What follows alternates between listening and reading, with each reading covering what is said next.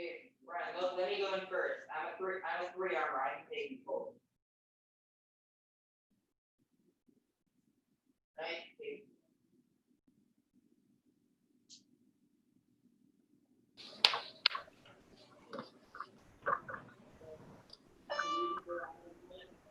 The octopus. Teacher. Mark is on.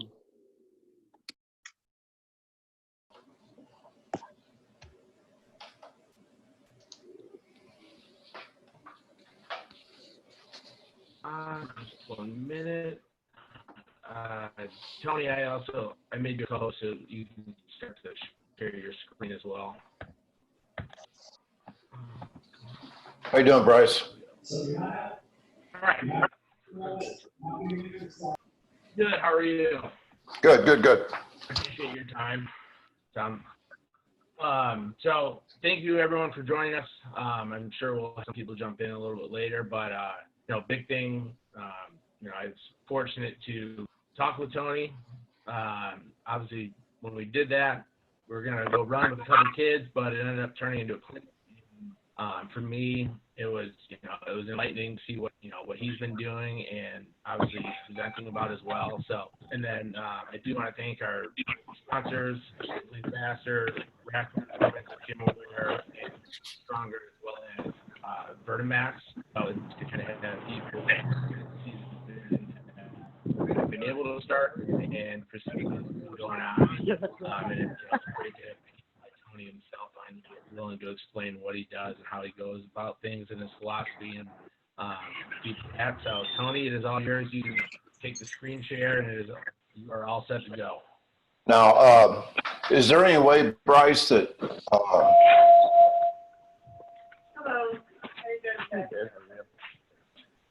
On the bottom of your screen, there's a share button if you want to.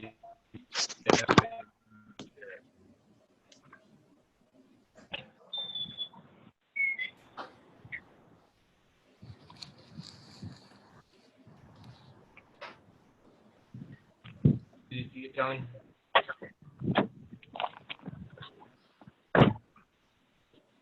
Did you see you can share your screen at the bottom? excuse me? Oh, there you go. You can share your screen if you want. And you can share your presentation, or if you want to just go off the cusp, you can start whenever. Yeah, I think people need to mute their audio during my presentation. That's what So, I'm working on right now. Yeah, people need to mute that. And then I will go to screen share. If we get kicked off for anything, just give me a couple minutes to get back on. I talked to Purdue 2 days ago, and it was horrible. It was like I got kicked off like 9 times in a 3-hour period. My other 3 webinars have been great, but we'll see here. I agree. It's happened before. Can you hear me okay? Yes, sir. Okay, good.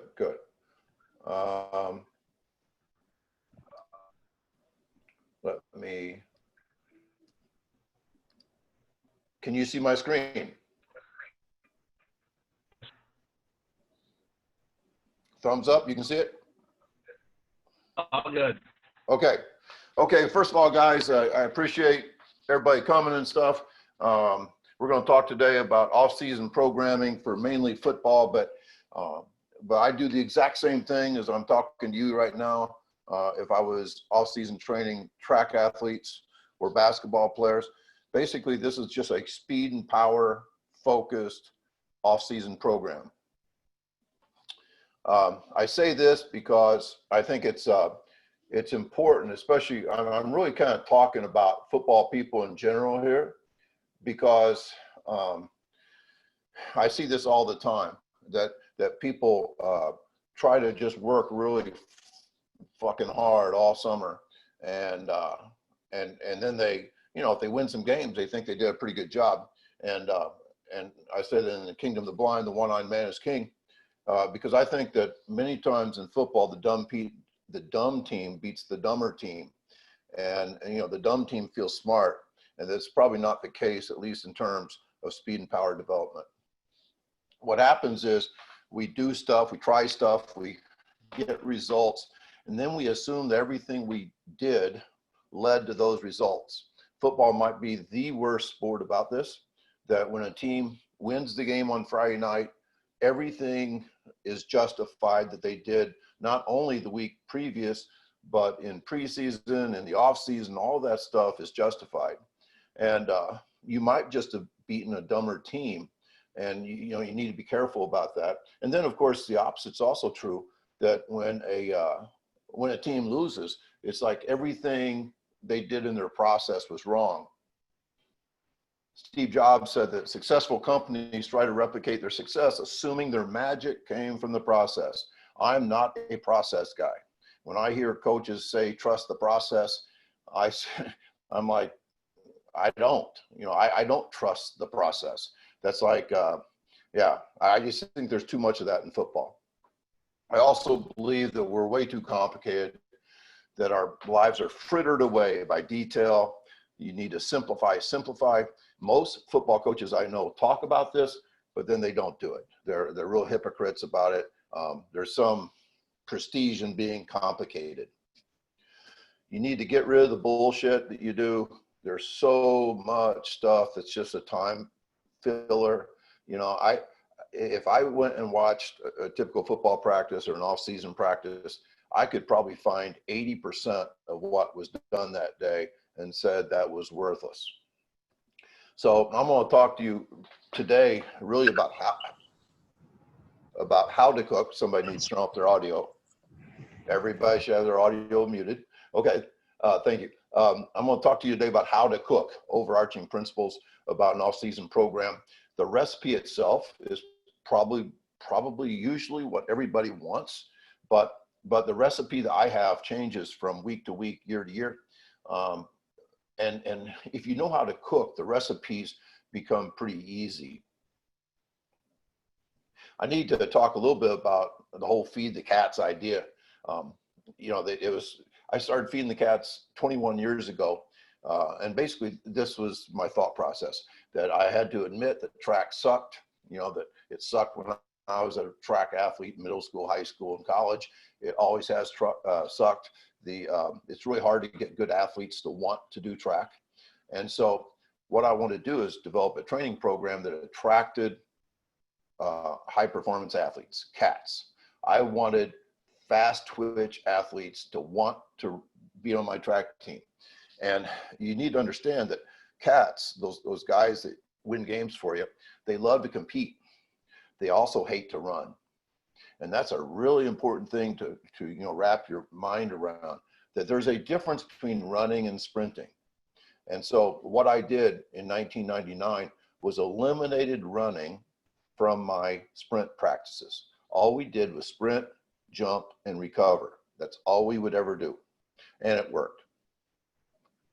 So an overview of Feed the Cats programming: moderate exercise never leads to high performance. To me, almost every sports program that I've ever witnessed had moderate exercise throughout the practice week. And then they expected high performance in games. That sprinting should replace running. That we should never let today ruin tomorrow, never burn the steak. This is another thing that I see over and over again with all types of programming, is the high school coaches want to work their kids really hard. They burn the steak every day. That tired is the enemy, not the goal. The dumbest coaches in the world have the hardest practices. And for some reason, it's like a badge of honor to see your kids limping off the field.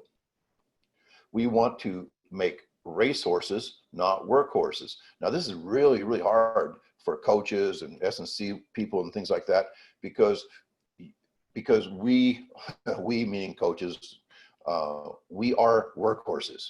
That's what we are. We're workhorses as athletes, and we're workhorses as coaches. We would rather be 100% healthy and 80% in shape than the other way around. This is huge. Coaches want to be 100% in shape, and they sacrifice health. We want to get aerobically fit by crowding together anaerobic work. This is counterintuitive, but what I'm telling you right now is that you don't have to run 30 minutes of stadium stairs. We'll talk more about that later. You can simply do football looking stuff and get into great shape. An aerobic focus interferes with maintaining speed and it interferes with increasing speed. You need to eliminate conditioning from your program. Totally eliminate conditioning. I know this is wild stuff for some of you. You want to practice fast and intense, not long and hard. You need to constantly be thinking of the Pareto principle that 20% of your work produces 80% of your results. And what we want to do is to find that 20%. And if you haven't read Essentialism yet, you need to read it. One of my sayings is do less, achieve more. If you cut your practice in half, automatically that practice becomes twice as good. I'll say it again, if you cut your practice in half, it will automatically become twice as effective. The foundation of high performance is not the hard work we do. It is the rest, recovery, and sleep that our athletes get. So, off-season speed and power. This comes from The Art of War, and I think it has all kinds of important meaning in football. That the football is war, basically, and the three ways you win a war is by power, speed, and misdirection. And I would make the argument that the average football program puts all their emphasis on two of these three things: power and misdirection. Football coaches are constantly scheming, the offense, the blitzes, the pass routes, all that kind of stuff. That's all misdirection. And then the power comes in the weight room. And of course, the weight room is the church of football. Now, football coaches, a lot of you are like, no, I love speed. I love speed. Yeah, but you don't do anything about it. You love it and then you neglect it. You believe that speed is just a genetic trait of some of your athletes. And because of that, you don't maintain the speed of those kids and you do not improve the speed of your team. Matter of fact, if I could go in to a game with just two of these three things, it would be speed and misdirection. And now that hurts people that works in weight rooms. I'm not telling people not to lift, but I think there needs to be kind of an equality of these three pursuits. So what I suggest in the off season is kind of a 45-minute outlook on your workouts. I believe in doing a 45-minute speed session, which would include speed drills that include plyos, doesn't take very long at all. And then you do some time sprints and a little bit of X factor work. 45 minutes tops, but the time sprint's probably the most important thing. And then while your better half, by better half, I'm talking about your skill players. While your better half are doing that, your lesser half, your big guys, they're in the weight room. And then you flip-flop it after 45 minutes. And then you get football specific activities for 45 minutes. Now, it would probably seem that that's not enough time for those football specific activities. But actually, I think what it does is it forces you to do less and achieve more. So I think it's really important, if you don't think you can get all your damn offense in 45 minutes a day for 20 days in the summer, you have too much damn offense, which I think is the case almost always in football. Here's the problem with the modern day weight room in football. We have strength coaches. This guy, I don't know him personally, but I know he's never won a race in his life, never ran track. He thinks that speed is a genetic component. They recruit speed at Oregon, but I guarantee this guy is not improving speed. Now, he probably thinks that if you squat enough, you're going to get faster or something. That's not true. This is Craig James, who played for my son at Edwardsville. He also was an all-state hurdler for my son. And Craig James is playing he started a few games this year for the Eagles.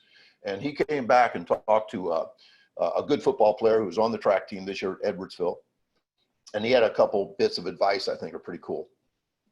He said, the best piece of advice I can give you is when you go to college, don't let them take away your speed. As soon as you get there, they're going to try to pack on the weight and try to get you to live in the weight room. My biggest mistake was living in the weight room and not sprinting. I mean, it sounds crazy, but this guy played at the University of Minnesota and then SIU Carbondale, and he's saying that they never sprinted. And I can name dozens of schools that I know of for sure that literally disrespect sprinting in their program. And for an NFL defensive back to say I've never been as fast as I was in high school is just a shame. It just should not happen. It gets me pissed off, actually. There are stories that we should listen to. Minnesota State does not produce NFL players, but they produced one. Now, he would have never gotten noticed if he would not have made speed the only priority until he could run 4.45. And because he made it the only priority, he made a place for himself in the NFL. Speed should be a priority. I'm not saying that the weight room should not. I'm not saying that catching the ball is not important, but your speed is something that cannot be neglected in your programming. Now, how do you train a cat? You train a cat, and I do believe too, and I'll mention this again, that all of your kids should be trained like cats. Now, obviously your wide receiver is a cat and your offensive tackle is not, but you need to train both of them the same way. You sprint as fast as possible. Now, let me define that. To sprint as fast as possible, you must be wearing spikes. You must be getting timed. You must record those times. You must rank those times and then publish those times. If you are not doing those 5 things, then you're just running. And that's what most people do. They just run. Now, you do it as often as possible. As often as possible is 3 times a week. That's as much as you should ever sprint. Spike up and sprint no more than 3 times a week. And then you need to stay as fresh as possible. And that's where the whole thing about not burning the steak comes in, that you never let today ruin tomorrow. There's only 3 surefire ways to increase speed. Sprint mechanics, which we work on every day during speed drills. Max speed sprinting, that's the timed, spiked up, timed, record, rank, publish sprints. And jumping, which is the plyos, that's the X factor stuff. Now, what's missing there? The weight room is missing. Should football players lift weights? Of course they should lift weights. Body armor in a collision sport is so important. Strength gains, very important. All that stuff's great. But if you're not trying to increase speed, then you're not doing a very good job, in my opinion. In Southern Illinois, we used to say you don't plant beans and grow corn. But every coach I know wants to do 100 different things to improve speed, but they don't want to sprint. They don't want to do a time sprint, but they want to clean and squat and run up hills and push sleds and pull parachutes, and none of that shit works. You've got to actually do it. If you want to read my stuff, this was a very popular article last summer, Stop Doing Mindless Conditioning. And at the bottom of this article, there's a link to all 7 football articles that I've written in the last 3 years. So why not condition? Conditioning makes you tired. And remember what I said about tired. Tired is the enemy and not the goal. Conditioning makes you slow. 100% it makes you slow. Fast players are fast in the 4th quarter. So even if you have a guy that's 80% in shape, that is the fastest guy on the field in the 1st quarter, he will be the fastest guy in the field in the 4th quarter too. Speed reserve. We'll talk more about speed reserve later. That means the faster your max speed is, the faster your sub-max speed is. Alactic specificity. All my speed stuff is 5 seconds of 100% intensity. 5 seconds of 100% intensity. Guess what football is? 5 seconds of 100% intensity. So it's the exact, we're working on the exact stuff you need in football. If you start and play one way in football, you will play 5 minutes, a little bit over 2 hours of a game, 5 minutes. So the whole idea that you're going to run stadium stairs for 30 minutes is ludicrous.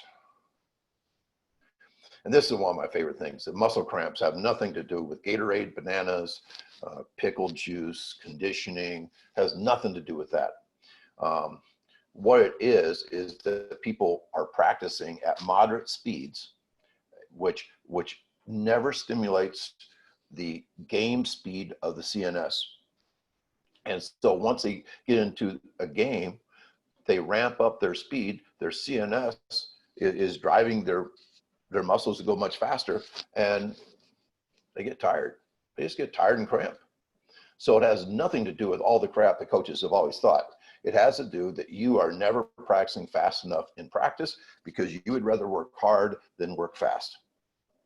You would rather keep your practice moving, running from drill to drill, run into the water fountain, running back, hustle, hustle, hustle, so that the dads on the sideline think that you're a hard-ass coach.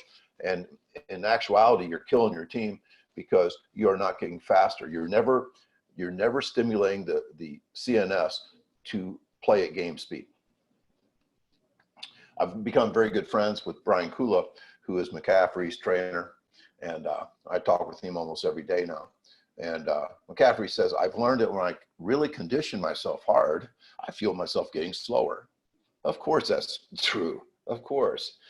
Here's another good friend of mine that I didn't meet until a few months ago, but Vince Anderson is recognized as maybe the best sprint coach that's ever lived from Texas A&M. And Vince says some really cool stuff. He says, the lowest intensity work you do should still look like performance.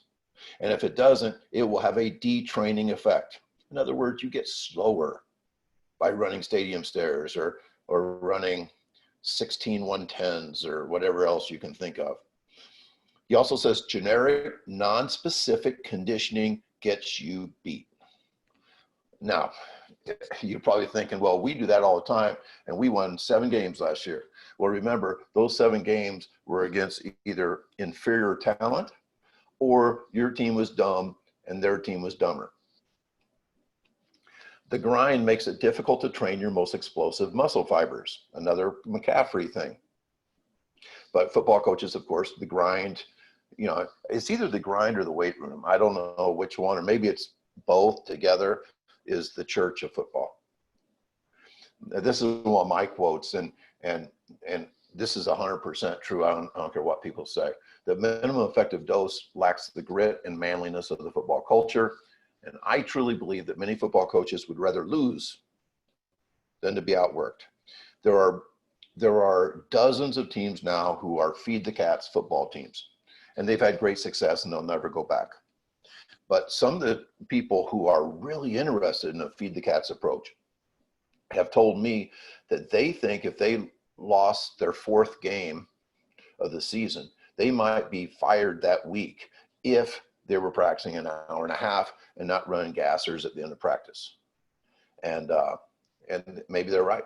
Maybe they're right. The prototypical football coach was a slow-footed, try-hard, weight room grinder, not a cat. And, I'm not making fun of y'all. I mean, it's just the truth. I think that all football coaches were try-hard guys. They love the try-hard concept. They came early, stayed late. They never missed a day. They were pissed off at the wide receiver who did not have those same great habits, but caught all the touchdown passes. And so that wide receiver never becomes a coach. The guy that becomes a coach is the grinder. And so we come in and we grind our kids, and we don't like cats, but the cats are who wins for us. So let's talk about programming a little bit. In my programming, I consider S to be speed, X to be X factor, and O to be off days. So what is a speed day? A speed day is no warm up. And by the way, without warm up, we still do not have any injuries ever. In 21 years, I've never had anybody ever get hurt during a speed workout ever. So get rid of that idea. RPR, which I hopefully will have time to talk about a little bit later, is a part of those speed days. We do 10 speed drills, which are, you know, things like marching, high knees, A-skips. We do straight-legged bounds and some retro sprints and a couple plyos. They're all full intensity. We do them better than other teams. There's enough rest to repeat. We're not trying to get tired. And then we do 3 recorded sprints. My favorite are either 40s or 10-meter flies. The great thing about 40s is it's so football specific, and you do it with a stopwatch. You have to have a free lap set to do 10-meter flies, but I can't imagine coaching without a free lap. 5 minutes recovery between sprints. Guys will feel 100% recovered in 2 minutes, but they will run a slow time. And that's because their ATPs haven't been replenished. It takes 5 minutes to recover from 5 seconds of sprinting. Total recovery. The total time, it depends on how many people you have. If you have 45 guys, it will probably take 45 minutes. But if you have 15 or 20, you can get done in 30 minutes. X Factor days. Now, X Factor days are short in duration, high in intensity. We don't sprint. Tired is still the enemy. We have a reasonable hunch that the things we are doing are good for speed and explosion. We're microdosing everything. Yes, there is a pretty high CNS output here, but it is so microdosed that it's fine. We try to do no harm. It's really important. We usually have X Factor days the day before sprint day, and sprint days are the holy days. And so we really try to keep it low dose. Basically, an X Factor day is the alternative to an off day. We try to recover enough to repeat every drill with maximum intensity. And X Factor speed days are monotonous because we're repeating the things that are really important. But X Factor day satisfies the whole thing about creating things that kids have to adapt to. And, you know, like if you're not making kids adapt, they stay the same. Okay, we're going to take care of that idea in X Factor days. But in speed days, we're taking care of the idea that sprinting is really important to speed. Now, Charlie Francis, the great sprint coach, did tempo running on his off days. And I don't understand why you'd ever want to do that, because you develop bad mechanics, the CNS gets confused, you're running with sloppiness, you know, it's just not right. And as I said before, we don't overload the CNS, even though there are high CNS outputs here, because about 90% of the time you're standing around loitering. Oh, by the way, that sounds just like football. 90% of football is loitering, and that's the way your practices should look. The whole thing is develop a hard, easy thing. This is me with the statue of Bill Bowerman, the famous coach from Oregon, who believed that world records would never be set by moderate exercise. I'll say that again. World records never come from moderate exercise. So he developed high days and low days, or you could say hard, easy. With speed and stuff, it'd be like high speed, low speed. And that's what I always suggest to football coaches and basketball coaches and soccer coaches and all that stuff, is that you want some kick-ass practices. You don't want every practice to be half-ass. So as I said earlier, you want to sprint 3 times a week. So what you would want to do when you're programming is have 3 high days every week. Okay, so how do you program that? You want 2 or 3 speed days a week, 2 or 3 off days a week, no endurance training. Remember, you get aerobically fit by stacking together high intensity anaerobic work. So if you had a 5-day program, you could go speed, X, speed, X, speed, and then you have 2 days off. Or you could go a 4-day week, and I love this. I love the 3 days off idea. Speed, X factor, speed, X factor.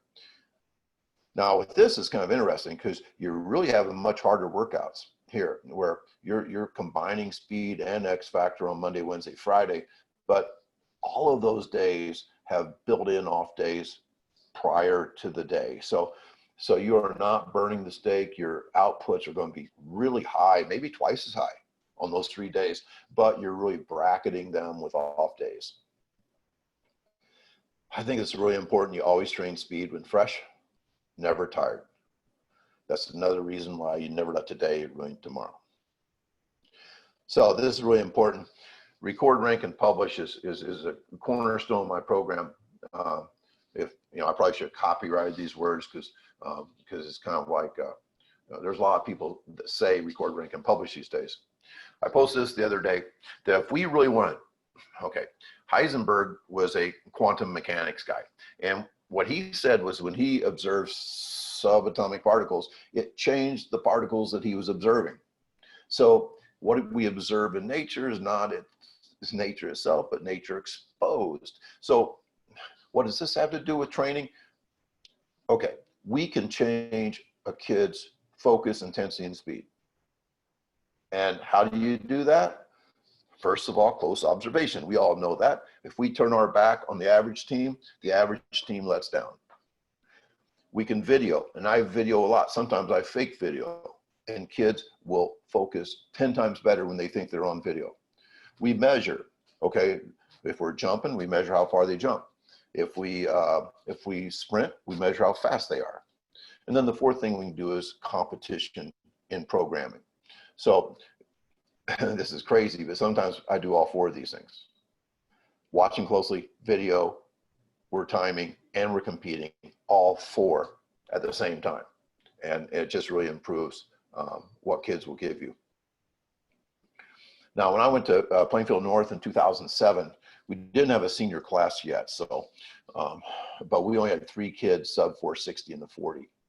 And then in 2008, we had 8, and then we had 12, then we had 24, and then our school broke up, and they built a new school in Plainfield, so we lost a bunch of kids.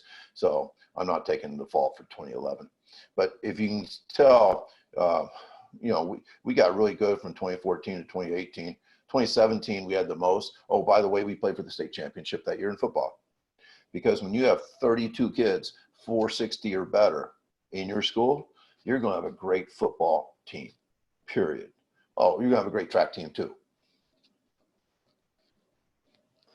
Brad Dixon is a Feed the Cats guy. Probably, he's been a Feed the Cats guy for about 3 years. So he's like the veteran cat feeder. He's at a small school, 260 kids, Camp Point Central. And when he first started timing, his first year he had 5 kids under 5 flat in the 40. 5. Remember, this is a small school. But once he started timing, and by the way, they timed during the season too. He had 18 in 2018, and he had 21 in 2019. By the way, in 2018, he played for the state championship. This is a cool thing that, I just throw out there that we've come up with these bands, or wristbands. It's a cool idea. 20 mile an hour, 21, 22, 23. And the kids wear them constantly and stuff. And all you have to do is 10-meter fly time. Of course, you have to have free lap. You gotta buy a free lap. It's just as important as the weight room. Just buy it. Get your booster club to buy it instead of an inflatable helmet or a smoke machine. And yeah, don't get me started. So 22.37 divided by the 10-meter fly time is their miles per hour. If you do these things, then you get these situations like Tyler Hoosman, who I trained in the summer before his freshman year. I coached him in freshman football. He didn't play one play of A football in his freshman year. He carried the ball 5 or 6 times a game in a B game. His speed rank for the team his freshman year was 46 out of 63 kids, 46. His times his freshman year were horrible, just terrible. So it's pretty important to see, how much faster he got with consistent training. His dad made him go out for track with my encouragement, his freshman year. And he was the slowest sprinter on my team. But consistent training over a 4-year period will pay off. And he ends up being a great running back at Northern Iowa, and his speed numbers are really, really good. This is important, I think. This is why I was saying that this is not just for your wide receivers and running backs. Too many times we take offensive tackles and we're just trying to pack weight on them or something, you know, like fatten them up like hogs, you know, going to the slaughter. And, but, you know, Tristan Wirth ran 4.85. He's the fastest offensive tackle at the combine. And he's normal size, 6'5". A little bigger than the normal offensive tackle, 322. The average offensive tackle is 305 at the combine. But 485 was the best time there. And that's why he will be picked either first or second at the NFL draft, because he can run. By the way, slow guys in the NFL age poorly. Slow never ages well. If we are not sprinting our big guys, we are, I mean, it's a disservice to them. So what happens if you're not 6'5", 312? 312, I'm sorry, is the average weight. It's not 305. 312 is the average weight. Anyway, Nate Herbig was a little short. He was only 6'3". He was a little fat. He weighed 334. And he was way fucking slow. He 5.41. 5.41 last year. Not this year, but last year. And so even though he was an All-American and left Stanford early, and people said he had the best feet of any offensive tackle they've ever seen, he went undrafted. That's what happens if you're too short, too fat, and too slow. So sprint your guys.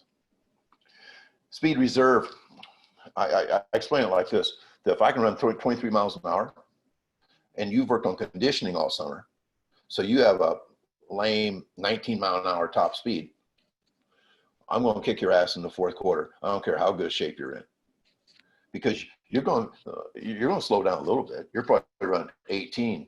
I may slow down a lot. I may be running 20, but 20 still beats 18. That's called speed reserve. So what we should want as our goal in the summer is to have as many fast guys as we can. We want everybody to get faster. But if you think of it like this, that we're not going to worry about conditioning at all. It's just pure speed and power, pure. That if we could get 25 guys to run 20 miles an hour, that'd be pretty good for a varsity high school football team. And we're not even going to worry, but you say, well, they have to do it like 60 times or 50 times in a game. Okay. If we get that many guys to run 20 miles per hour in a couple of weeks, we can have them do 19 miles an hour 50 times. Now, just imagine if it's the other way around. Let's say you spent your whole summer working hard, conditioning, held up the four fucking fingers, I hate that, all summer about how you're going to kick ass because we're working harder than our opponents. Dumb beats dumber. And so if you have like 25 guys at 18 miles an hour because you're slow, in shape but slow, those guys might be able to run 50 times 18 miles an hour, but that still doesn't beat 19 miles an hour. So we're going back to speed reserve here. All of our energy should be on power from the weight room, speed from the track, and then misdirection that comes in the football specific stuff that you do.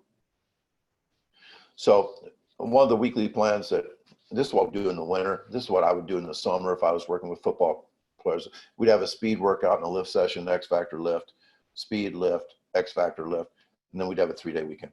That's what we'd do. It'd all be alactic, nothing more than 5 seconds. We wouldn't do anything that makes you puke or get you dizzy. That's acidosis stuff. And we would do, for sure, no aerobic stuff. No long runs, no long continued half-ass, run around, laps around the field, that kind of type of thing. Alactic is the only thing that makes you faster. Anything more than, I think I missed the 5 here. Anything more than fill in the blank 5 seconds is not speed work. It's one of my posters. Do less, achieve more. Case in point, I know it's not the same sport, but the Dodgers last year broke every franchise record last year in hitting. And how'd they do it? Did they outwork their opponents? No, they cut in half.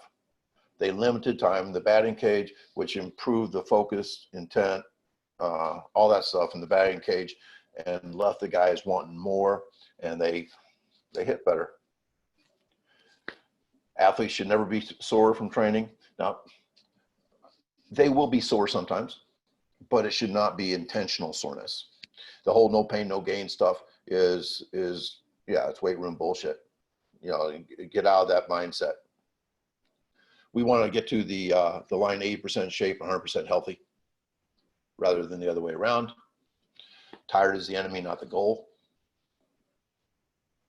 Any fool can get another fool tired. Never let today ruin tomorrow. And we're going to get really fast because we're going to put all of our priority into speed instead of going in every single direction. This is the typical football coach where it's speed, power, endurance, and, you know, they come up with all kinds of stuff, you know. Yeah. And what happens is speed gets left out because you can't train speed as, you know, your fifth priority. Essentialism is not about how to get more things done. That's your typical football coach. It's about how to get the right things done. Speed, power, misdirection. So this is a wrap up here before we go to RPR. Moderate exercise never leads to high performance. Sprinting should replace running. Never let today ruin tomorrow. Tired is the enemy, not the goal. Racehorses, not workhorses. You've seen this twice. I'm going to go quick here. Now I'll let you take a screenshot of it if you want or something.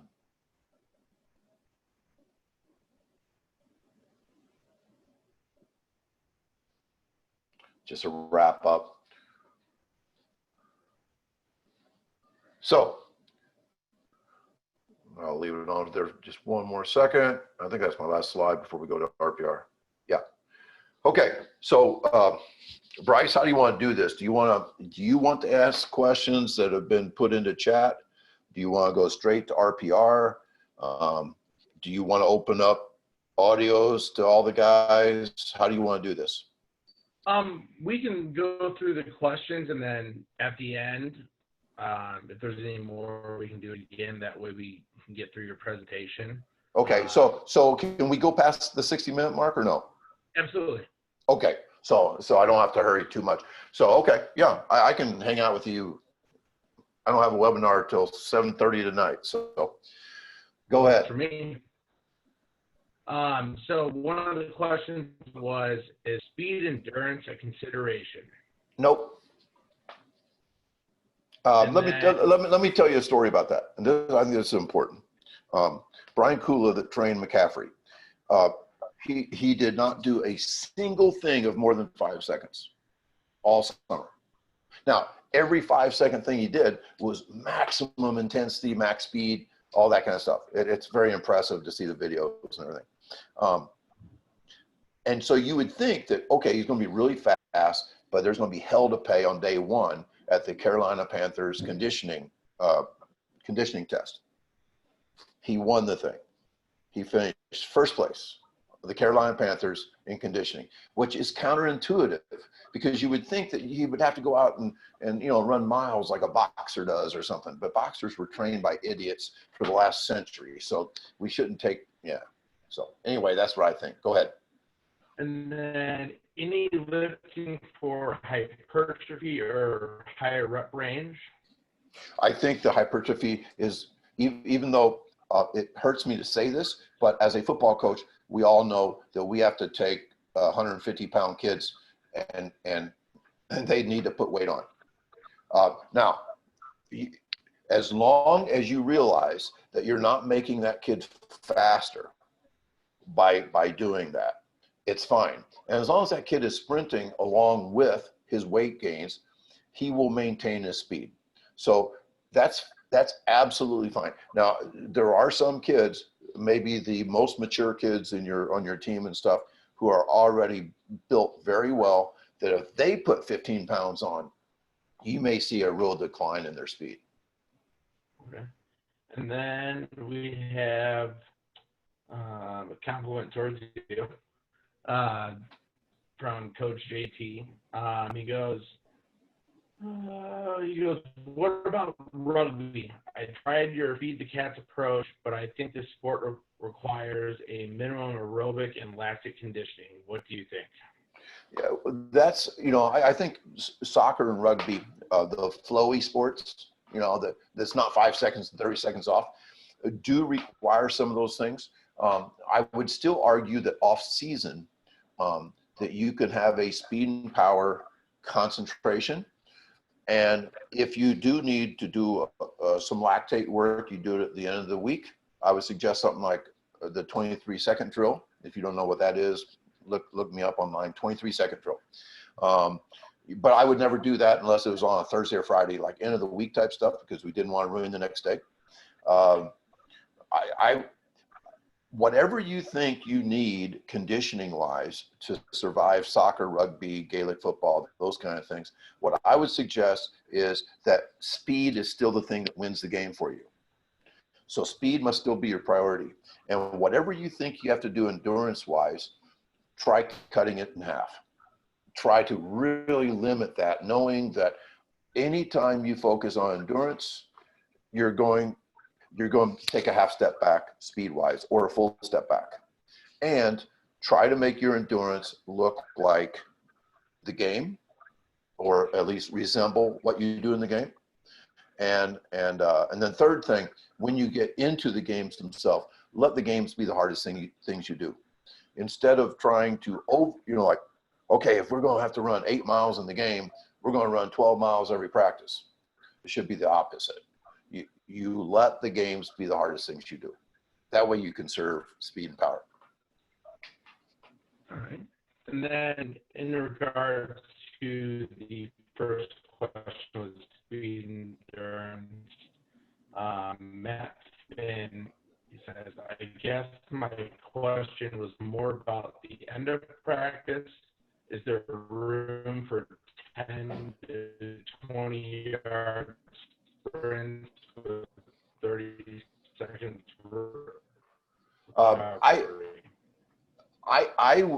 The people who are sorry about that.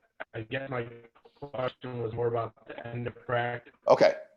Yeah, I'm not hearing you real well, but I think I got the questions. End of practice, 15 to 20 yard sprints. Is there room for that? Of course there is, but anytime you do that, you're going to lessen the output of practice because kids are going to hold back during practice. They're never going to give you a game speed in practice because you're conditioning at the end. That's just the way it's always been, always will be. And then what happens is that you will be, they will give you what I call a fake effort. Well, they will try to make it look like they're giving you everything they got while they're doing it in second gear. And the people who are pure in the feed the cats mindset is that if we go hard in practice, there's no need to condition at the end, period. And the people who have done it, I guarantee they'll never go back. They'll never go back to doing it the old way. Yeah, that's one thing I want Coach Dixon to go over one day of his in-season work. Yes. Yeah. Coach Dixon's good with that. Rick Aaron, he's won 4 state titles at Lena Winslow, Mascuda. I mean, I name just team after team that calls themselves Feed the Cats football teams now. And the effort level and the way kids look forward to practice is priceless. It's unlike anything I ever experienced in high school. I dread practice every day, and because of that, I was probably not as good as I should have been. Oh yeah, you burn the candle at both ends when you start doing it the opposite way. Next question: any type of sprinting / X factor work during or after football practice or during the season? That's a great question, because it goes back to the idea that you can only do plyos and you can only do sprinting if you are fresh, period. So one of the places where you could do sprint and plyo stuff is actually throw away your warm up, which is probably horseshit anyway. Throw away your warm up and do a wake up. Do a CNS wake up. So how do you do a CNS wake up? You do some speed drills, time a couple 10-meter flies, and your kids are on fire after 10 minutes, and ready to go into football specific stuff. And because you're not going to run them like dogs at the end of practice, they will give you their heart and soul. And you're going to eliminate all the bullshit, jog in between drills and hustle, hustle, hustle. And because of that, they will go harder in the important things. Like I would much rather my wide receiver run a 22-mile-an-hour pass route than to do stupid jogging in between stations. You know, we want really high quality, high speed, high intensity play in practice. And you know, as soon as you start thinking like that, you'll change a lot of things. Right. And we have from Coach JT, or no, sorry, from Joel. What are some of your favorite X Factor activities? I mean, one of the cool things about X Factor is that they're so wide open. Your catalog can be 1,000 pages long. But that's a great question. That's a question I always love to ask coaches. You know, like if you could only go with 4 things, what would they be? Well, they'd be wickets. They would be any type of jumpy, bouncy things. And the third thing would probably be hurdle mobility, over-overs, over-unders, things that improve your hip mobility. Those would be, you know, elastics. And if there's a 4th thing, it'd probably be some type of strength thing, you know, like a lunge series or something. So, but wickets, I mean, when I think of X Factor, I think of plyos. I think of bouncy things. And remember, you never do plyos for endurance. You know, I don't think we've ever done a series of more than like 6 to 10 jumps ever. And then you have to rest, you know, like a minute or so before you do something like that again. So there's you'd probably be appalled looking at my X Factor workouts, because it's not a bunch of, I mean, it's a bunch of high efforts, but there's a bunch of rest too. But hell, that's the way, I mean, an NFL football game, there's 85 minutes of televised standing around in an NFL football game, where there is no action going on, but they are live TV. There's no commercials. They are just standing. And so to think that a practice needs to be this flowy thing, you know, like hustle here, hustle there, hustle here, hustle there, to make the coach look good. Well, you're making them look good, but you're not going to make them play better. All right. And then, do you think you should time every speed session? Because I noticed that if you sporadically do that, injuries pop up. Say that again. Why would injuries pop up? From timing a speed session every time. Yeah, that's absolutely 100% false. We sprinted 3 times a week from what, January 5th through March 12th. So what was that, about 10 weeks? 3 times a week, timed every single time, spiked up, maxed out, record, rank, and publish. My 37 sprinters that went through that, when everything shut down, I had 37 100% healthy sprinters, 100%. And the whole idea that somehow sprinting leads to injury is just really the other way around. What leads to injury, well, I always say, like with the NFL guys and their coaches and their S&C people are afraid to sprint during the week, because they're all $1 million athletes and nobody wants to see them get hurt. They don't want to get hurt, so they don't sprint. And then they go to the game and they practice all week at 17 miles an hour, and then they hit 22 in a game and they get hurt. So sprinting actually inoculates you from injury if you're doing it in the right way, and not for sure you're going to get injured sprinting if they're sore on Wednesday from a Monday squat workout, which is another thing I would say, that you want your weight room to also adopt never ruin the next day or the next workout. So if you're ever going to crush kids on their legs, which I don't agree with anyway, but if you're going to crush them on their legs, you do it the last day of the week so they have like 2 or 3 days to recover. You never want to have kids walking out with squatter's flu for a Tuesday practice. And yeah, they might get hurt on Tuesday if you squat the shit out of them on Monday. But a sprint coach, a speed priority coach would never do that to kids.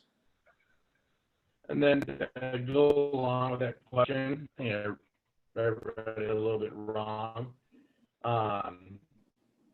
Going along with timing every session, he says, I noticed that you time sporadically injuries pop up. What are your thoughts? Yeah, once again, that's just, I've been doing it for 21 years, and we do not have injuries. Matter of fact, the greatest thing about Feed the Cats is the fact that injuries almost disappear. They pretty much disappear. And you compare that with traditional football, where injuries decimate even some good teams. They decimate them. I've been on the sideline where I saw like 14 guys in jeans and uniforms, and they worked really hard all week, but they had 14 guys that didn't survive it. And whereas if you cut those practices in half and make speed a priority instead of squatting your priority, you end up with a much more durable team. And also the durability thing, which would segue into my next 15 minutes, would be the RPR stuff. There's no question that RPR has made us a much more durable sprint group, which probably, let's just go into RPR now. Is that right? Absolutely. Let's do that, and then we go open up for more. And I'm sorry if I sound like a dick, about like these damn football coaches and all that stuff. I mean, football coaches are my favorite people to drink beer with and all that stuff. But I think in groups, football coaches just, it's just confirmation bias. They are weight room people. They need to hear, a crazy Democratic socialist like me come out and question things once in a while. So anyway, sorry about being a dick. It's all about RPR. I got into RPR because Chris Corfus, my business partner, probably the best sprint coach in the world, brought Douglas Heel, a kinesiologist from Cape Town, South Africa, to the United States. Douglas Heel had never been here before. But this is the kind of stuff that Chris Corfus does. Douglas Heel marketed something called Be Activated to medical professionals. And Chris Corfus and I and several other people hijacked it as a performance thing. Well, obviously we're going to have some problems here, because is it medical or is it performance? So it had to be changed. And so now it's called RPR, Reflexive Performance Reset. But it all started with Be Activated. Why RPR? Well, the first thing you do, RPR changes the brain. It changes it from a sympathetic state, which most of us live in constantly, a state of fear, into a parasympathetic state, which is a state of performance. When you are scared, you are not a good performer. My father used to try to get his team into a sympathetic state every basketball game. Coached basketball for 47 years. I think most coaches try to get guys fired up before a game. They don't try to get them to relax, which is, once again, I hate to say it, but you need to try to relax your team, and RPR does a really good job with that. Why RPR? Kids are faster. Kids are more durable. People asking questions about, gee, if we're sprinting all the time, we're going to get hurt. No, you're not going to get hurt, because RPR is going to help that too. And it's going to declutter the brain. That's just amazing what it does to the brain. Nazareth was one of the first teams to adopt this stuff. Douglas Heel had a huge impact on Nazareth in 2012. They started it. They got better at it. They made breathing much more a part of their program. And I think in 2015, they were state champs. And I think there were 55 guys on the Nazareth roster. and 54 of them played in game 14, the championship game. They are continuing to do it. I believe they still call it activation now. I don't think there's been a little rift between Dr. Nelson and Chris Corfus, and I think they still call it activation, but it's real. There's 3 zones of the body. Zone 1 is the ultimate, most important zone. That's because all explosive stuff comes from zone 1, whether it's the psoas and it's reciprocal, the glute, or the quads, hamstrings. These are the things that I focus on in speed, mainly zone 1 and 2. There are different acupressure points that we use, and in a 10-15 minute talk here, I'm not going to get to all of them, but I'm going to get to some really important ones and how I've started to use it in my warm-ups. The psoas is absolutely a critical muscle. It's the only hip flexor that starts above the hip, and so it's important that the psoas is a muscle that's typically dormant.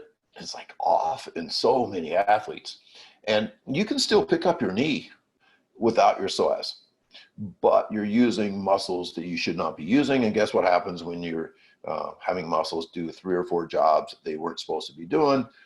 You get hurt. So you compensate, and then you pay for those compensations. Better picture of the psoas right here. Starts on your spine, way up in your spine actually. And this is what should initiate the picking up of your knees. This is, I spent the entire playoffs with Naz. This is Julian Love, who the next year after I took this picture was the player of the year at the Tribune. Then he had a great career at Notre Dame. And then he's now playing for the Giants. An excellent football player. But right now he's using a stick for psoas activation. And I'll show you how we do it in a minute. We don't use sticks. So if you can see here, the first thing we're going to do is we're going to rub the bottom rib. And I'll actually show you here on camera here in a minute. I'll stand up and back off and show you what we do. But we're going to rub the bottom rib and rub the sternum. And then we are going to belly breathe. And this is what belly breathing looks like. The belly breathing alone is the most central part of RPR. Everything else really seems like voodoo to everybody, including people who, like me, it's not for like 6 years, but belly breathing is not voodoo. This is the psoas point where we say it's 2 inches from the side of the belly button and 2 inches down. And then you're going to go deep and towards the belly button. I'll show you how we do it in a minute. There's 2 glute points. One is at the base of the skull of the neck. And the other place is under the earlobe towards the nose. You're going to press hard on that jawbone. This is an interesting thing. My son, Alec, is kind of like me. I'm kind of late to the game a lot of times. I mean, I'd written like 4 articles about Douglas Hill before I ever started activating guys. I mean, I thought it was fantastic stuff, but I just didn't get in. I just, maybe I was afraid or something. Alex kind of the way I am. So he had 21 sprinters this spring, and he actually taught self-activation to himself, RPR. And on the day he taught it, 21 out of 21 sprinters ran a PR in the 10-meter fly. 21 out of 21. I know it's just one story, but I could talk about this shit forever. Frankie Edgar, he's big with it. He talked about on the Joe Rogan show. I trained Josh Ferguson, but before I started training him, he'd had terrible injuries in his first couple of years at Illinois, lots of hamstring stuff. And his dad came over to my house. I activated his dad. His mom videoed it all. He went down to Champaign the next day. He was playing for U of I at the time, and did RPR after 1 session on his son. And Josh said he never felt better. And he's been rather injury free. I mean, he's been much better ever since. Dre Brown, is a good friend of mine, and I've consulted with him a lot in his training. He's trying to latch on to a NFL team this year, and Dre blew out his ACL, one knee his freshman year, and then the other knee his sophomore year at Illinois. And everybody thought I was done. And we introduced him to RPR. He didn't have another injury after that. Maybe that's anecdotal, but it just happens like that all the time. Clemson had their entire staff educated on RPR, and they beat Alabama the year that happened. Once again, it's just anecdotal. This is interesting. When it was still called activation, J.L. Holdsworth, the guy with the beard on the left, he's a power lifter, world-class power lifter. And he went to see Douglas at Cal Dietz's place up in Minnesota. And he went back and he told Dave Tate, says, hey, I got something that might help you. And he said, it hurts, but it's going to help you. And so he did it. And first thing is, for the first time in his life, Dave Tate did a 720-pound squat with no shake. And then he set a 90-pound PR, put 2 more plates on the bar, and said 90-pound PR after being activated. Once again, it's just one story, no science, but it's just amazing, crazy stuff. One of my last stories here, this is my anchor guy from 4x1 a few years ago. And he had not been able to walk without pain for 5 days. The dreaded hamstring stiffness, not a hamstring injury, but sometimes the brain shuts down the hamstring and says, I'm not going to let you run fast anymore. It's not safe. And so I had scratched him from our conference meet the next day. And I took him to Corpus basement, which is world famous.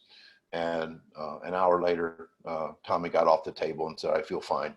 The next day he ran 4 races and ran very well at the conference meet. There's no doctor in the world that I could have taken Tommy Harris to where he could have, risen from the dead, like he did. And it's just an amazing thing. There's no way my 4x1 was set the state record. I had 3 generic nerds and then 1 really fast guy. But, we ran the fastest 4x1 ever ran in the state of Illinois. And I don't think there's any way that we would do that without RPR. Cal Dietz says it's the biggest secret in sports performance today. Amazing stuff. So now what I'm going to do now is I'm going to actually show you how Bryce, can you see? Yes. Do I fill the screen right now? Yeah, I'd say from just below your shoulders up. Okay, so I am going to try this now. Like my earphones, and I'm going to show you guys. I'm going to share something I haven't shared with anybody. So now you can see like my torso now, right? Yep. Okay, let me turn this up a little bit. Okay, so what my son Quinn, he coaches football at Andrew High School. What he did this year was he started plugging in the different things in between speed drills to start football practice. And the biggest fear about incorporating this stuff is a lack of buy-in with your kids. So the first thing I did was I met with my distance kids one day and my sprint kids the next, and I went through like a 35-minute presentation, and we did I showed them some things as well, and I think I impressed them. And then the next day we tried to do exactly what Quinn did. So we would do the different things and then do a drill. Then we do something else, then do a drill. And I felt like I kept losing their attention.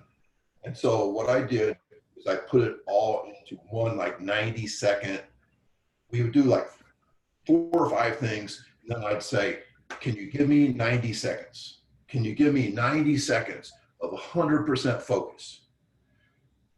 I mean, total focus, no talk, no touching. And I'd even have like 5 or 6 or 7 guys out of my group of 40 that I didn't trust to step right up to the front because I wanted to look them right in the eye and make sure that they're with me. So the first thing we would do is say, okay, 3 belly breaths. In through the nose, out through the mouth.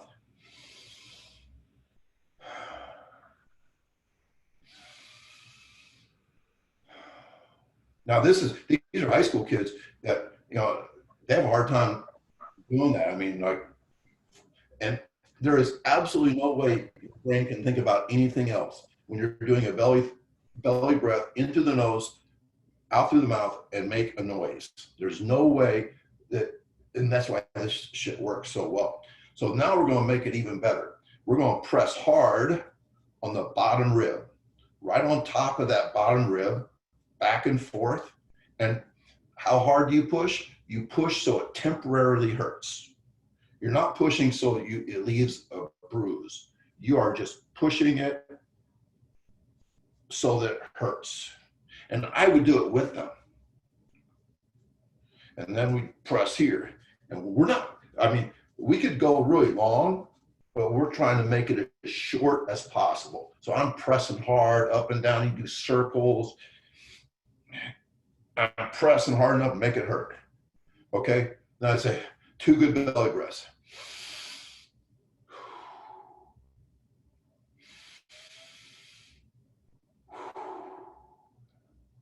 And sometimes I'd ask them, is there anything in your brain at all right now? And they'd say, no, coach, nothing in my brain. I said, perfect, because that's a performance state. Okay, now psoas. Psoas is belly button, 2 inches over, 2 inches down. I'm going to cup like this. I'm going to cup and push. This is what Julian Love was doing with a stick. So I'm going to go in. I can't talk as I'm doing this because for some reason, yeah, you just can't. So I'm just going to go in real hard right now and make big circles.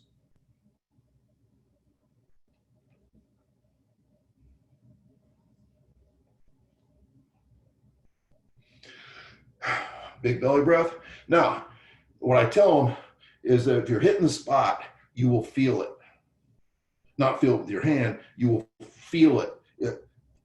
Your flesh feels dead to you unless you hit the spot. That's why I make big circles. Now on the other side, I use my thumb.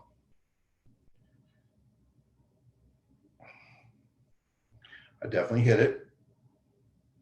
Remember, you're going in and towards your belly button. 2 inches over, 2 inches down, in towards the belly button. Belly breath. We're half done, guys. Stay with me. Now we're going to go, let me see here. Right here, we're going to press. Press hard enough where you're going to leave a mark. Just make your skull red right there. Well, push, push up. These are the glute marks. And then we're going to go under the earlobe towards the nose. And we're going to press hard enough where it hurts like hell. Do circles. It hurts. Circles. It hurts. Okay, 2 belly breaths.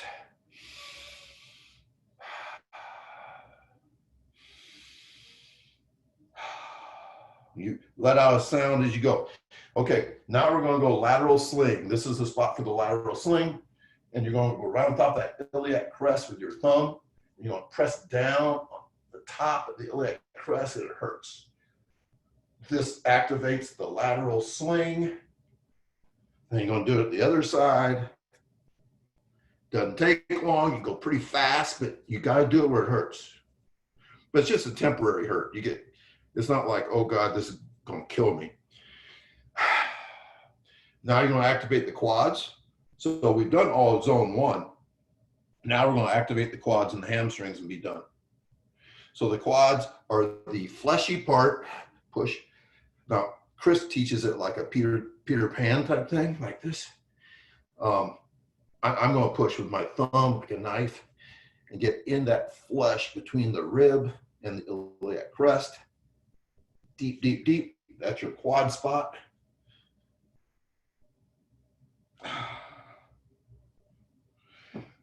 Big belly breath.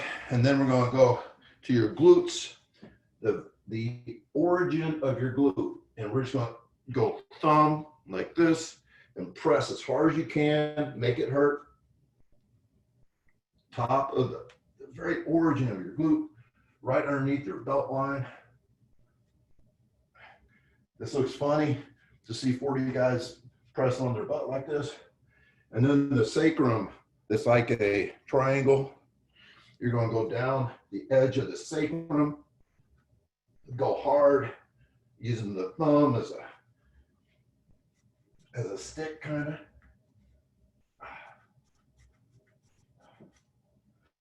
Okay, 2 more breaths.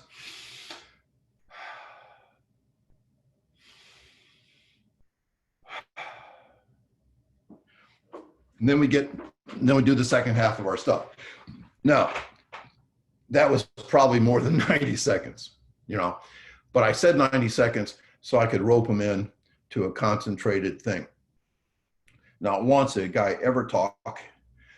I know it works because I feel better. Like I feel better right now. There's no question that I feel better. So it works. And then my guys stayed healthy. They ran really fast times and they bought in. So there's no textbook on how you do RPR in a warm up. When Quinn did it and Andrew, he expressed some frustration. You know, they have like 60 guys, you know, a lot of non-compliance guys, several assistants didn't buy in. So, you know, they'd be over drinking coffee as he was trying to control 60 guys. But he still thinks that it had a really positive effect. They made the playoffs.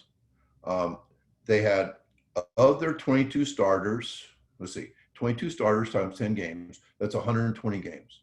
No, 220 games. They lost 1 game. 1 starter missed 1 game out of a potential 220 starter games. So now you say, oh, it's just coincidence. It could be, you're right. But after 6 years of hearing these stories, I mean, I was doing a podcast for 2 guys from UMass last week. And I said, okay, one of the things, RPR, blah, blah, blah. I go, have you guys ever heard of RPR? I said, hell yeah, we use it every damn day. So RPR is something that is like literally everywhere these days. And everybody that's done the online course, they really like it. And I'm not trying to sell you guys anything. I don't make a nickel off of any RPR sales. But the online course, I believe, costs $300. And I've never heard anybody complain about it. It's good. Obviously, in the time of COVID-19, there's not going to be any seminars for a while. So if you want to get into it, but one of the great things, and this is what Douglas Heel said. Douglas Heel said that the great thing about activation is that you can be reasonably good at it and do good things. Just like when I was telling you, Josh Ferguson's dad, I went over stuff with him for an hour and he made Josh feel better the next day and made him perform better. So you can like just take the things that you learned from me today and possibly make a difference with your team. Now, hopefully you will want to become certified and you know, take level 1, level 2, level 3, start hanging out with people I hang out with and all that kind of stuff. So anyway, let's see if there's any questions. Yes.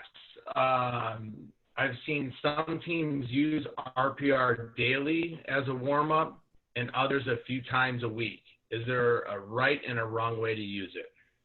No, I don't think that's a great question. I don't think there's a right and wrong way. Let me tell you my experience.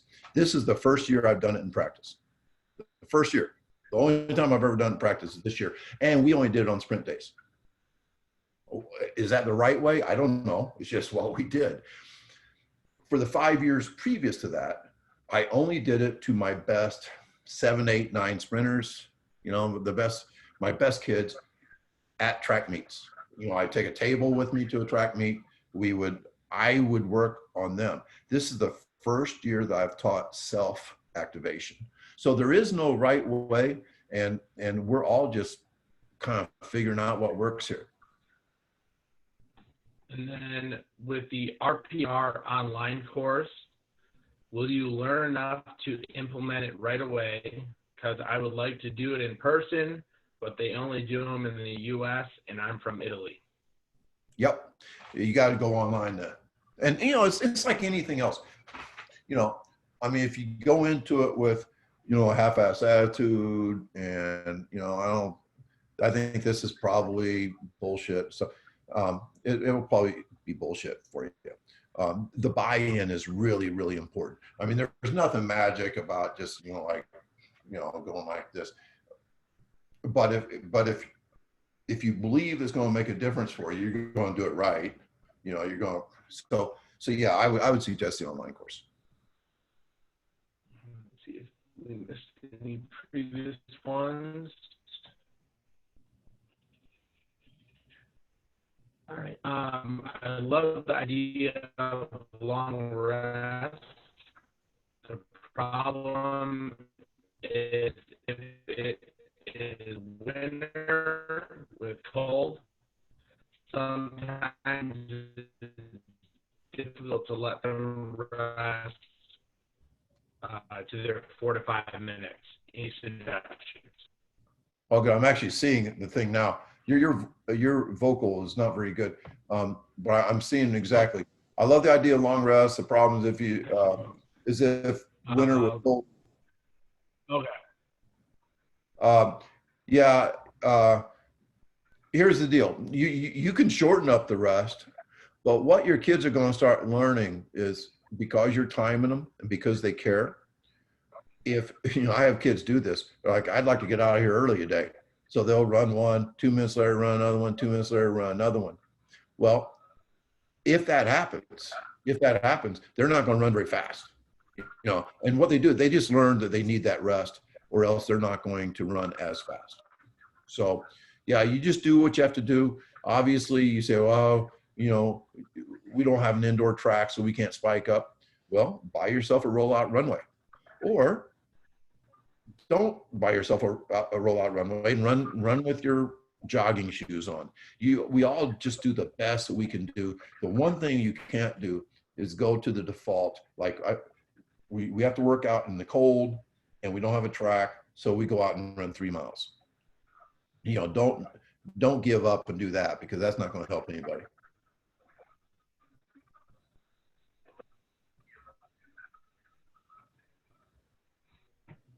And then with volleyball, would you change the distances that you're training them in?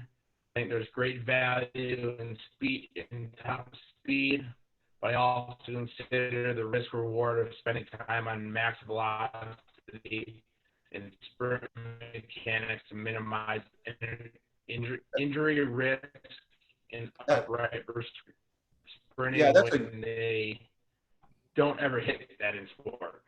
Yeah, that's a great question, John. And let me make sure everybody heard that. In volleyball, obviously, nobody sprints in volleyball. Nobody. And one of the heroes of all athletic training is Boo Schexnayder. And I actually heard Boo on a podcast say that he's training a Division I volleyball team. And he says, we train max speed. And the reason why you train max speed, even though you never hit max speed, is because max speed has global impacts. Max speed will improve your ability to jump, will improve your first step, your second step, it will improve your reactions. The game will slow down if you improve your max speed capabilities because it's so CNS based. So the same people who don't sprint in volleyball will many times run endurance in volleyball to get into shape, which to me is like, no, don't do that. Don't do that. So yes, I would sprint them. And once again, the whole misconception that somehow you're going to have a bunch of injured kids by sprinting max speed is, you know, if you are doing max speed in low doses when you're fresh, without crushing them the day before and those kinds of things, they're not going to get hurt.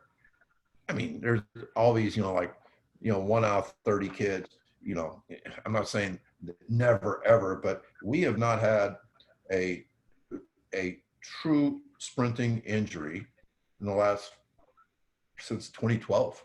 So, I mean, like I said, we have some hamstring tightness sometimes. It's not an injury. You say, when did you hurt that? So I never heard it, coach. It's just tight, you know?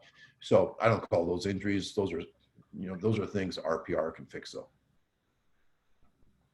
How much rest do your athletes have between each speed drill? Typically 30 seconds or so. You know, like it really resembles football. You know, like you're doing something for 5-6 seconds, and then you got about 30 seconds. We usually have like 6 lines of guys doing it. So about the time that the last group goes, just a few seconds after that, the first group is coming back the other direction then. So I would say it's around 30 seconds. But our guys know that the only way minimum dose works is if you have maximum intensity and focus. You know, if we're just going through the motions, we're already, I tell my guys all the time, that every team out there is going to work harder than us, every single team. So the things we do, we have to really have great buy-in, or else it's not going to work.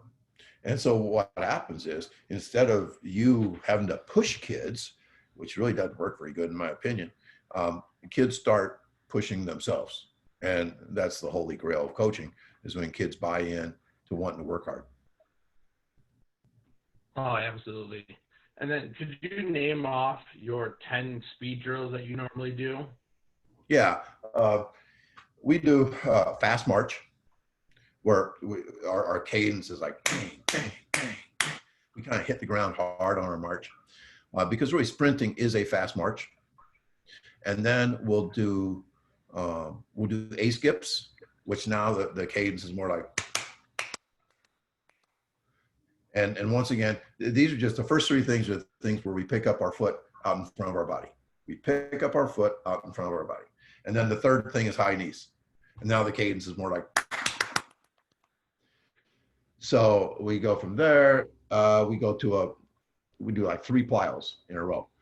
We do a 5 box jump, where, you know, it's like a series of 5 tuck jumps, like over. We tell them to bounce off the ground, don't land and stop. Over. And then we go to, we bound, big, strong, high bounds. Sometimes we do fast bounds or speed bounds, but we bound all the way down the track. And then, and then our third plyometric is the straight-legged bounds. We call them prime times. Feet way out in front of the body. But the difference is, I mean, we don't just lollygag through it. We try to go as fast as we can.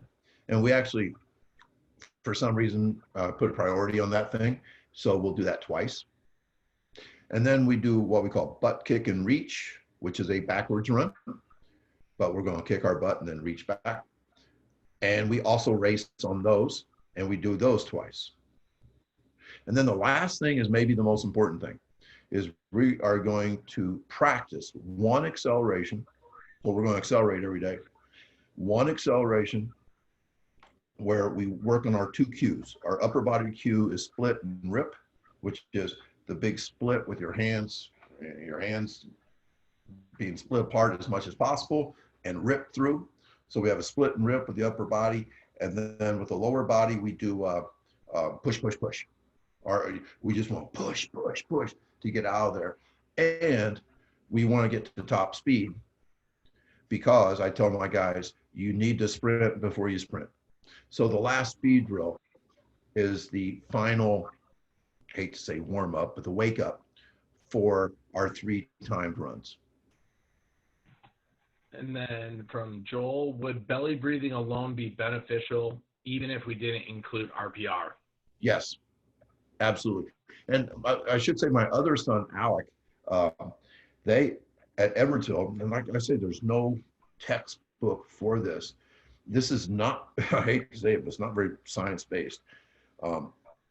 Even though belly breathing does lower your blood pressure and your pulse. And, you know, I mean, the belly breathing is, there's some things with that.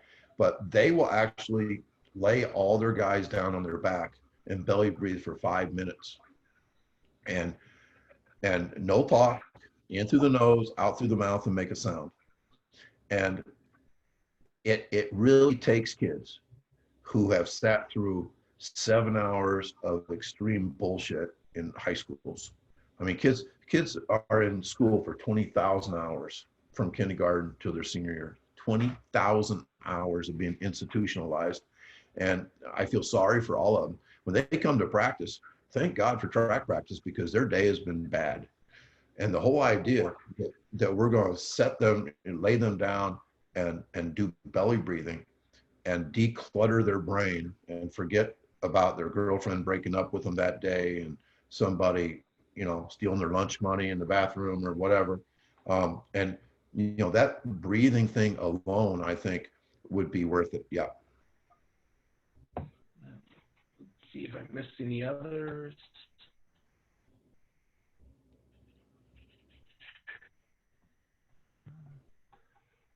I know one of my questions is, and we went over it, but for everyone else, you kind of hit on it with the lineman sprinting. Why do you think that's so important?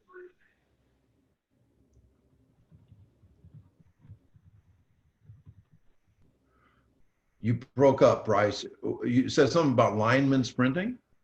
Yes. Why is it so important to have your lineman sprint just like your cats? Because the only way to get fast is through this type of training. And I think that if the NFL values the ability to sprint with all of their athletes, I think that should be enough for us. That I would think that let's say there's two twins that, you know, one of them, you know, they're both 6'4", 275, but one of them runs a 5 flat, one of them runs a 5'6". Everybody wants the 5 flat guy. Everybody, even if he's a high school guy. It is not even NFL. It is everything about that guy, his ability to get out of his stance, his ability to maintain the central nervous system is the governor of our entire body. And there's nothing that works CNS better than sprint training. Nothing. Now, that's not going to give you bigger quads or, you know, bigger shoulders, but the weight room's for that. You know, we keep doing the power stuff. But I really think that high school coaches almost mistreat fat kids. Like, you know, like, hey, big boy, you know, call them hogs and stuff. And we should be trying to turn them into big cats, turn them into athletes. Yes, and I hope I don't break up during this, and I'll type it. Was my audio bad? No, you were perfect. I think I don't know what's going on with my connection today. Okay, good. Because we didn't, you know, I didn't get kicked off, so I didn't break up. So that's good. No. So for everyone else, you know, I was fortunate to talk to Tony, and I hope this doesn't break up. We microdosed everything, kind of like he said, weight room and sprinting. And we have a couple big kids that we work with. I said there's 5 kids that are probably 270, 280, 290, and even all of our bigs. And we focus on sprinting and mechanics and those 10 drills every day. And just by doing that and getting into testing, it's crazy what you can see when you start to actually really focus on the performance side of things. And Tony is right. People do kind of mess up the, I'd say, performance world as a strength coach. Everyone wants to think, you know, it's got to be the hardest workout in the world. And, you know, I've never been like that, but after meeting Tony and talking with them and making myself go back and rethink on how to develop certain systems, it's been absolutely phenomenal. So I do want to say thank you, Tony, for that time last winter. Yeah, I think, you know, I was just thinking when you were saying that, you know, most of your big kids in today's world have never been athletes. Yep, exactly. Never been athletes. And here's another thing about the big kids, and I'm sure you could reinforce this. The big kids improve much more than the fast kids. Yes. They may start at running 650 and 8 weeks later to run 550. Yeah, and it was, like get kids to learn, some details. We added like small changes to things, or even like we were talking about, we did, I'd say small prime times to, the normal prime times into a sprint, just to get the bigger guys to understand it. So like, kind of like Tony says in the X Factor drills, you can be creative, but there's a certain way to do, I'd say, certain things. But when it comes to sprinting, it was the same thing with our big guys. Being able to add certain, I'd say, minimalistic changes, but it has the same effect, so those guys can learn it. Because in reality, Tony kind of said it, and I agree with it. Big guys have never been athletic, or they're never seen as athletes because of how big they are. But we made the change, and it was incredible what our big guys could do compared to our cats. It was unbelievable. Another thing I think that's not talked about enough, and that is, what if you had a freshman football staff that bought into this shit and they started doing speed stuff with them in the summer before their freshman year? I know what happens with 4 years of this stuff. It'll change your life as a football program. Too many times, the freshman coaches, they just get out there, and I think the worst coaches run them the most. And usually the worst coaches are at the freshman level. And I just know that if you started training speed along with power for all 4 years of a kid's career, you're going to see changes like you can't imagine. Yeah, and it's funny, because when I brought that coach with, just to kind of like everyone, basically we're kind of going reverse. So our freshmen, they'll lift, but it's very rudimentary. It can be stupid simple, just because you don't know what they've been doing. But our whole focus is basically going to be on speed, and it would be this summer, but with all this going on, no idea. But we're kind of going back and allowing ourselves to develop the speed, because, and I won't take the words, these are your words, speed is a skill. Weight room is a skill, but we focus so much on the weight room as a priority, we neglect the speed part. And that was one of my biggest things I took away when we met, is understanding that speed has to be a skill, it has to be trained, and it has to be done very consistently over time. Yes, and for weight room people that I've really pissed off and all that stuff, here's the great thing. If a group of kids that go through a sprint workout and then comes to you in the weight room, you will like that group. They will be on fire. When their central nervous system is lit up, that means they're recruiting more muscle neurons or muscle fibers. They are just, think of a guy that's able to message all of their muscle fibers. And sprinting absolutely potentiates strength in the weight room. Now, I don't think it's the other way around. I don't think the weight room will provide a better sprint workout. But that needs to be said probably as well. And it, for everyone else, like hit the 10 speed drills for the speed approach, we use those. I don't want to say warm up, that I'd say activation or anything else you want to call it. We use it every single day. That is our kids' warm up. Mm-hmm. So make it very consistent, obviously moving around some things, so it's not I'd say, not that it's not the same, but it might be a little bit shorter, just because we're doing it every day. it's worked wonders, because now it's so consistent and so routine and so focused that it's 10 drills, I'd say 6-8 minutes, maybe a little bit longer. But now, kind of like Tony said, I'm already priming them to go in the weight room, and it's worked wonders. Kids feel more awake, they're a little bit more energetic, but you can kind of just see movement-wise that it's allowed some changes to happen. And kind of like Tony says, it's anecdotal. I don't have certain things to prove it, but it's definitely worked firsthand. The one of the things I want to mention is that the speed drills, there's no magic in the speed drills. That the magic is in the focus and intensity, and this is really important, the coaches buy in to, that's the only time that you get to discuss mechanics. That's the only time that you can tell a kid that he's not getting his knee up. That's the only, so that's kind of, I don't coach during a 40-yard dash, but I do coach during the speed drills. And I've seen coaches that stand over and drink coffee and talk while their kids are doing that. And obviously that's not going to work. Let's see if there's any other questions. Let's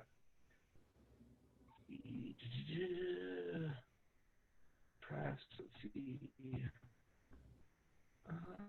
No, I'd say the last question, Tony, what would be your speed test? What are your main ones that you do? Well, that's a really good question. Our two main ones are the 40 and the 10. The 40, because it ties into football, it has great significance, and the 40 is testing the only two things that matter in speed, which is acceleration and max speed. It's almost 50-50. It's acceleration and max speed. Now, which one is more important, acceleration or max speed? This is weird, counterintuitive again, but the most important is max speed. Now, football is a acceleration sport, which leads us to believe, okay, we should just work on acceleration. But if you just work on acceleration, you'll never get faster. You will never get faster. If you get faster, your acceleration will improve. And so, and once again, that whole global CNS thing, the game slows down, you get faster moving left, moving right. There's a reason why, well, I'll say this as well. I coach Marcellus Moore, who is the fastest guy in the history of Illinois. In a 15-yard dash, Marcellus was just barely, like he would beat guys that couldn't run in a varsity meet. He would only beat them by an inch in 15 yards. So his acceleration was not a lot different than our average track kids, but his top speed was 25 miles an hour, which, there's nobody in Illinois that's ever run 25 miles an hour before, ever. And so that max speed, I just think, is the holy grail. The max speed is the holy grail in basketball, even though no one can get to max speed on a basketball court. Max speed allows you to be totally under control. If you can run 23 miles an hour, 17 miles an hour feels like you're walking. It slows down the game. Your efficiency at lower speeds are so good. The faster you are, you are just so under control at all sub-max speeds. So I just cannot say enough. And the only way you can measure a fly, a 10-meter fly, is with a free lap or some type of optical system or something. Do you have free lap, Bryce? Yes. You like it? Life changer. Life changer, yeah. It's hard to imagine coaching without it after having it. Yes. With the record, rank, and republish, it makes everything so much smoother, even with the testing and that. It's just fun to allow those two aspects to happen, obviously pretty consistently. So the systems are awesome. It's probably one of the best investments I've made as a performance coach. When you're timing kids, do you ever have to tell kids that was a bad effort? No. Never, right? Nope. Ever. I mean, for 21 years, just think about that. For 21 years, I've never had to tell a kid, you did not give me a good effort on that run. Never. Nope. Because, I have to do it. because they care. Yep. And it's, it's kind of the big thing. I'd say, it is a big thing, but it's not talked about as much as, and Tony said it earlier, and I just reiterated, your staff have to buy into it. It's hard for people to change, but bringing in, whether it's different coaches I work with or talk to, I'll send them to go read a bunch of Feed the Cat stuff from Tony and get them to start thinking. That way, the conversation kind of starts there, and then once they start to understand it and kind of see it, the changes just happen themselves. It's a unique scenario that I'm sure a lot of coaches are in that. People don't like to change, people don't like to buy into things, but if you can get your staff to buy into it and your kids, it's unbelievable. Yeah, I do like private clinics and stuff. Well, one of the things, I get that question all the time, and even head coaches will say, my staff is going to buy into it, everybody but one guy. And it just bugs the shit out of them. If they have one guy that's not buying in, it really bothers the head coach. And what I tell those staffs is, you give me 3 hours with your staff and they'll buy in, because it just makes too much sense. And then once they start seeing it, one of the things too with the way we time is that those slower kids never get beat because they're always running solo. That's not something that I put time thinking about when I developed all this stuff. It was just the way we time solo. But if you think about it, the fact that a slow kid can celebrate a better time without getting last place in a race, I think is really, really good for that kid. Yes. Yeah. I agree. I couldn't agree more. And we'll do this as the last question because I know you got another presentation soon. So I would love to keep you all night because I could do this for hours. Last question. I've noticed that there are a lot of kids that improperly breathe. Do you focus on the kids that aren't properly belly breathing?